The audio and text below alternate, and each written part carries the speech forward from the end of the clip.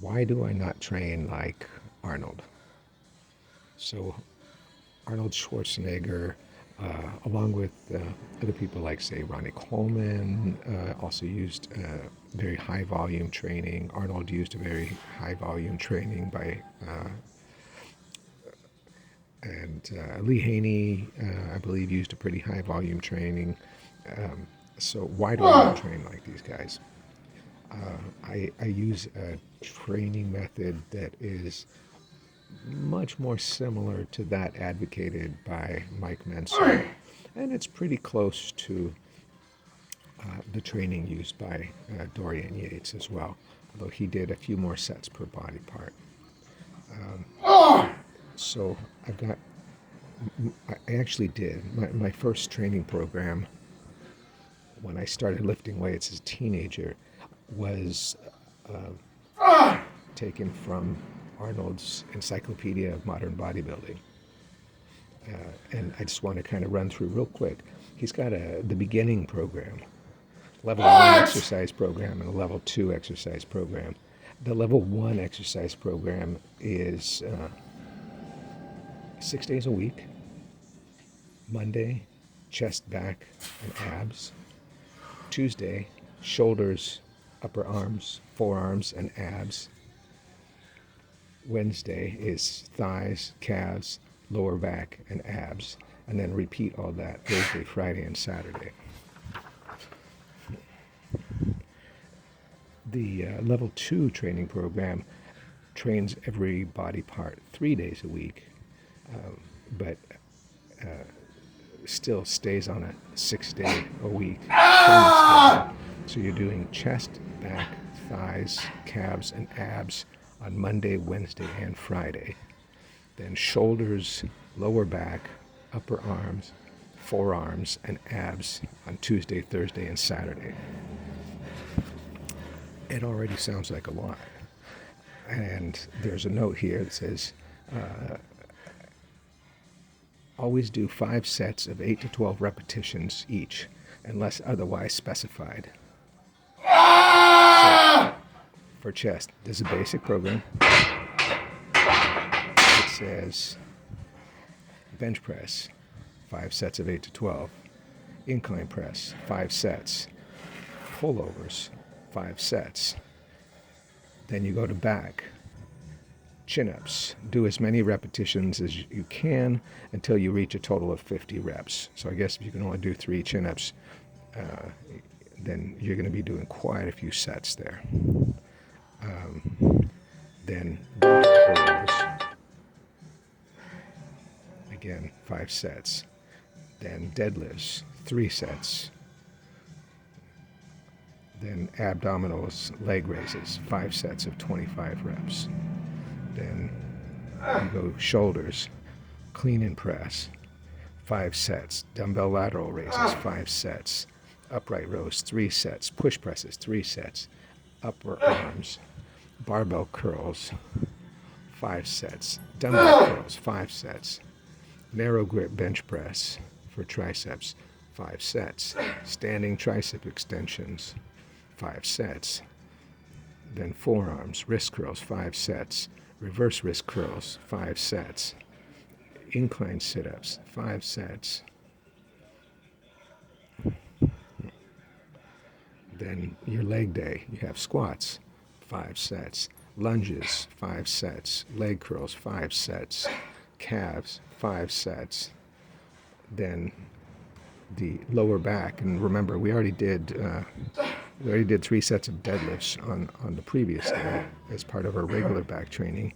And we're going to add in straight leg deadlifts, 3 sets. Good mornings, 3 sets. And then another 5 sets of leg raises. So this is just an enormous amount of volume to be doing. And remember, once you get past the level 1 basic training, then you're doing each body part 3 times a week. And I guess, I remember reading in the muscle magazines when I was a kid And people would say, oh, well, some of the guys were using this high volume training approach, and they said, well, it worked for Arnold, right? So I'd like to ask the question here. How did Arnold discover this approach to just doing set after set after set? He was using high volume training ever since he was a teenager when he started lifting weights. So it's not like he started using one type of program and then evolved through trial and error. He was he used a very similar program with a lot of volume and quite a bit of frequency too throughout his whole career. So this isn't something that he discovered over a long time. We're basically saying we have an incredibly genetically gifted teenager who stumbled onto this, and this is what he used for his whole career. And I think that's the big point here, is that if you look at guys like Arnold, like Lee Haney, like Ronnie Coleman, like Dorian Yates, whatever training program they happened to follow, these guys were going to be big. So it doesn't necessarily stand to reason that they would find the most efficient training program because they didn't have to look any further. Whatever they tried, it worked for them. And Arnold, to my knowledge, didn't really ever do any kind of personal training, so it's not like he had a lot of experimentation with different body types or anything like that in order to find out what worked for clients. So I don't train like Arnold because I don't think that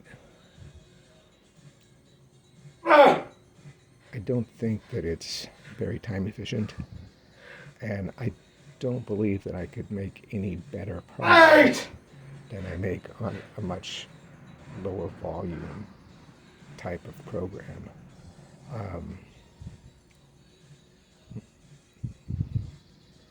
I know Mike Menser did train a lot of clients, and you can see that he started off with, by the standards of the 1970s, what was a pretty low volume approach. But by the time he died, his thinking had evolved, and his recommended programs had evolved somewhat. And I think there's a balance between volume, frequency, and intensity, and you can't have all three of them. You can do high volume with reasonable amount of frequency, but you can't do it with super high intensity. And as far as like the YouTube guys, I would say that kind of more like the Jeff Nippard model, or you can have high intensity but lower frequency and lower volume, which is the Menser model. And there's a lot of people that use programs somewhere in between. And I think it's possible that any of these can work. And I've seen people get results, but I do think that there's still a huge amount that's determined by what your actual potential is anyways. So I use this lower volume, high intensity program partially because it fits my personality. I like to go really, really hard, but I don't believe that I can go hard for 25 sets in a workout. And also, being that I work full time, I have children to take care of, I have a house to take care of, it also makes a lot more sense.